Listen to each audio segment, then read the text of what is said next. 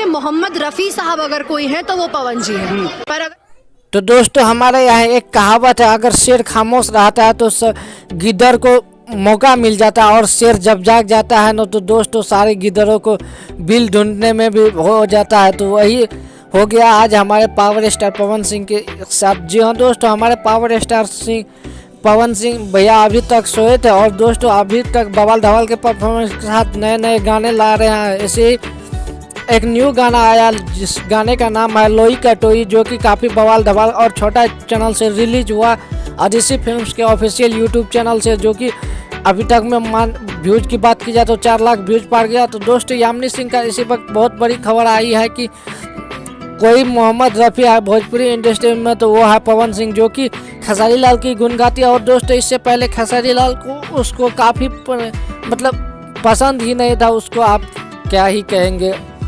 अब दोस्तों कहते हैं ना, जब शेर का पिंजरा में हाथ डालिएगा तो यही होता है, तो वही हुआ यामिनी सिंह के साथ। दोस्तों यामिनी सिंह का आज का बवाल सुनकर हमें हंसी आई, साली उसको क्या कहे हम।